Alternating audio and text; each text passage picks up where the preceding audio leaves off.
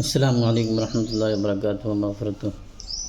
میرے محترم بزرگ دوستو، ادب کی بات کر رہا ہوں.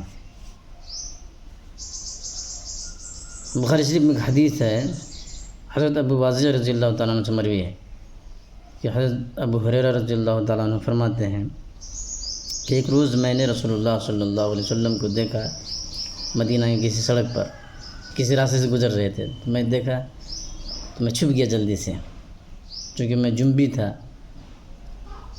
مجھے نہانے کی ضرورت تھی. تو حضور صلی اللہ علیہ وسلم نے مجھے دیکھ لیا تھا.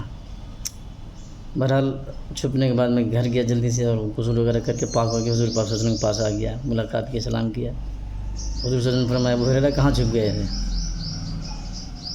تو کہنے لگے، یا رسول اللہ صلی اللہ علیہ وسلم، میں جنبی تھا، غسل کی مجھے ضرورت تھی، میں غسل کرنے کے لیے چلا گیا. ناپاکی کی حالت میں آپ کے پاس بیٹھنا اچھا نہیں سمجھا، مناسب نہیں سمجھا، مکروہ سمجھا، اس لیے میں نہانے کے لیے چلا گیا تو چھپ گیا تھا. نبی پاک صلی اللہ علیہ وسلم نے فرمایا، سبحان اللہ، ان المؤمن لا ینجس، اللہ کی ذات پاک ہے، مسلمان ناپاک نہیں ہوتا.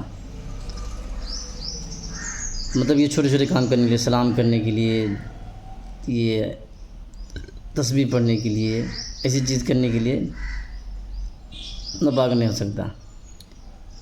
یہ نہیں کہ آپ کے اوپر غسل فرض ہوا اور مسجد میں چلے جائیں، ایسا نہیں. تسبیح پڑھنے کے لیے، سلام کرنے کے لیے، جواب دینے کے لیے، بات چیت کرنے کے لیے آدمی گنجائش ہے جنابت کی حالت میں بھی.